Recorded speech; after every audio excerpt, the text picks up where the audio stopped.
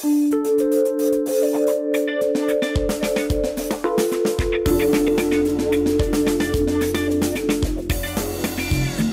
bus ši diena laiminga, kažkam nelaiminga, bet aš linkiu visiems laimėti taurę, visiems čia esantiems.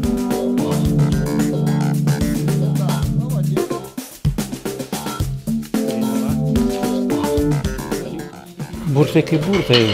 Čia, kaip sakant, aš ir kalbėjau prieš to burtų traukimą, kad kiekvienas treneris ar komandos atstovas, jisai tikisi ištraukti savo parankų varžovą.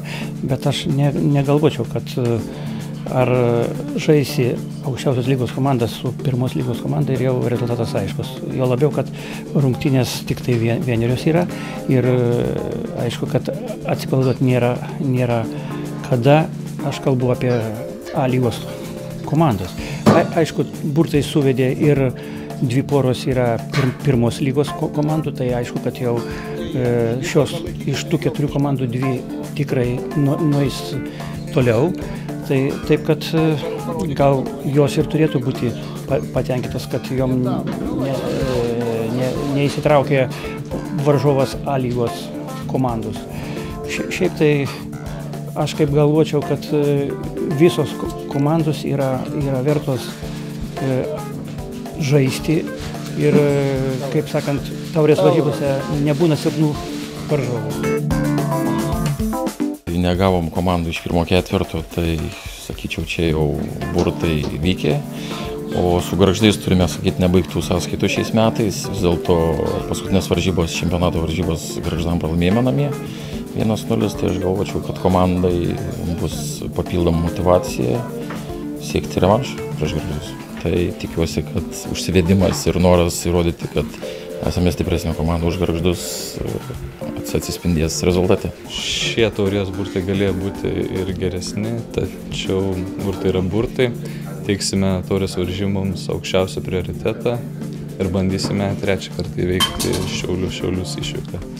Tai ir yra tas turbūt nesuvestas sąskaitas, 2 pralaimėjimai Šiaulių namuose. Jie, aišku, stengsis 3 kartą nesuklupti, bet mes padarysime viską, kad jiems tai nepavyktų.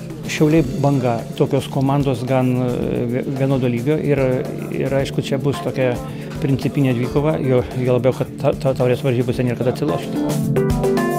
Mes stengsimės žaisti iš visų jėgų. Mūsų jaunai komandai kiekvienas pirmos lygos varžovas yra stiprus, tačiau pasižiūrim, ar mūsų jaunimas gali žaisti su tokiu varžovu ar negali. Tai kiekvienas varžybos mums labai yra reikšmingos su aukštesnio lygio varžovu. Iš pirmos lygos Lietava Nevėžis. Tai aišku, kad komandos jos toje lygoje yra pirmaujančios. Tai vat, o likusios kitos, aišku, kad negali pasakyti, kad būtent komanda tą laimės. Aš, aišku, palinkėjau visom komandom, kad lydėtų sėkmė. Be sėkmės futbole sunku pasiekti rezultatą.